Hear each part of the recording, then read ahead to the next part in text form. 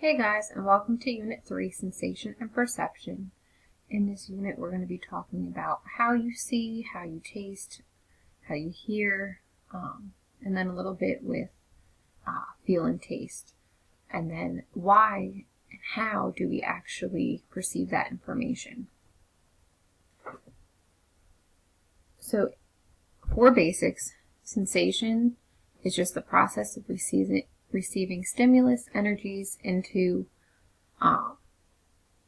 neural energy. So any outside experience that you have, any energy that's being produced outside of your body gets transformed into something inside your body. The information will go from your sensory receptors to your thalamus, unless it's smell, to specific parts of the cerebral cortex and relay that information. Perception is the process of organizing and interpreting sensory information so that it has meaning. So why do we see blue as blue when it's really not even blue at all? This is a very difficult concept for a lot of people to grasp, and it is very tricky. So our first one is bottom-up processing, and this is more part to whole, so you get to see the little pieces of a song before you put it all together. So the operation and sensation and perception in which sensory receptors register information about the external environment and send it up to the brain for interpretation. So usually when you hear a song for the first time, or you only hear a couple lyrics to a song, you don't really get the whole picture or the meaning behind it. Whereas in top-down processing, it's the operation in sensation and perception launched by cognitive processing at the brain's higher levels that allows the organisms to sense what is happening and apply it to the framework. So this is more whole to part. So your favorite song, you make connections with these songs. It was a song that was played maybe the first time you rode a bike, and you always will have that memory. But sometimes our brains get a little confused. Sometimes we see things that we don't think we see. Sometimes we spook ourselves. So what do you see here? If you look at the necklace, you can see a young lady looking over her shoulder. Or if that necklace, if you look at it as an old lady's mouth, and the jawline of the young lady is the old lady's nose, you can see both. So to even get any of this information to our brain, we have to use our sensory receptors. And these are all afferent nerves and transfers them to the brain. And within these, we have three main classes of sensory receptors. We have our photoreception, which detects light, and we turn it into our sight. Metoconreception is a detection of pressure, vibration, and movement. So our touch, hearing, equilibrium, and then our chemoreception. And that's a detection of chemical stimuli. So our smell and our taste. One of the really, really wild diseases that we have for the senses is called synesthesia. And this is when one sense induces an experience onto another sense. So people can see music, or they taste color.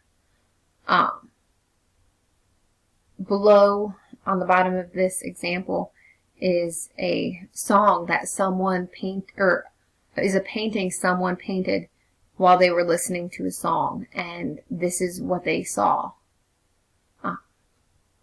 If you Google search synesthesia, you can see a ton of examples of what music looks to people.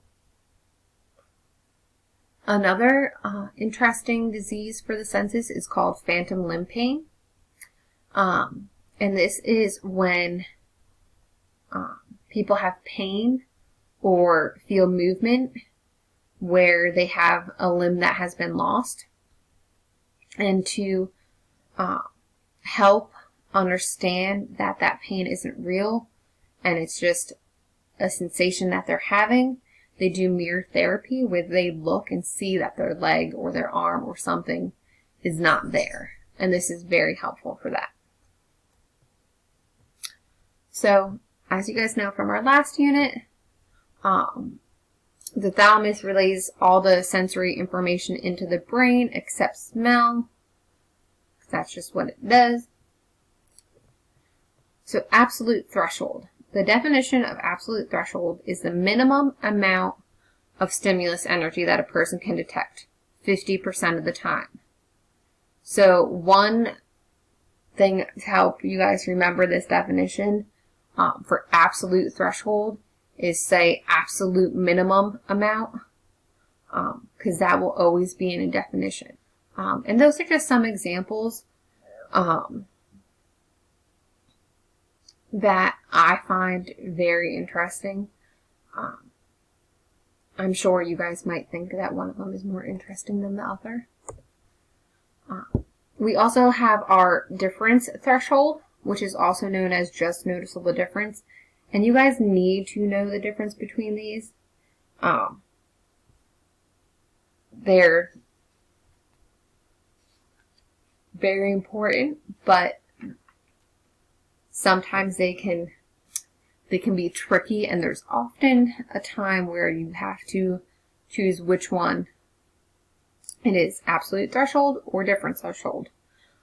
Difference threshold is the degree of difference that must exist between two stimuli before the difference is detected. So that makes a little bit more sense. Absolute threshold is the absolute minimum where you can feel a change or see a change 50% of the time. Weber's law is the principle that two stimuli must differ by a constant minimum percentage, where there's an example with the candle like you guys saw on the last slide, if people can see it X amount of miles away or not.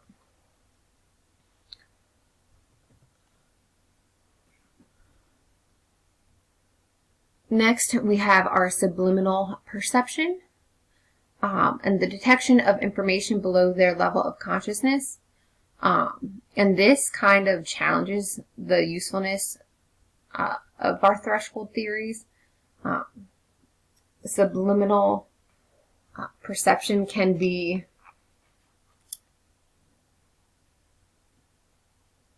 I don't know the right word. Mind-blowing, I guess. And I'm going to show you a couple examples in class of this so that you guys see what it's all about.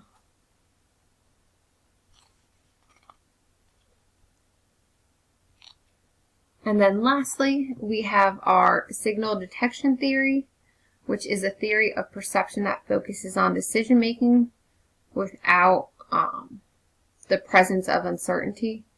So, individual variations, how are you feeling? You could say you're feeling great, maybe you're feeling tired, maybe you're feeling angry or anxious, or contextual variations where it's in context of a specific situation. Is it urgent? Is it minor? And you have to have certain criterion to make sure that you can make a judgment off of the given information. So we are just getting into sensation and perception. This is a super fun unit. Very interesting to learn about all this information, and it's very, very mind-blowing for sure. So I hope you guys have a great day, and see you in the next video.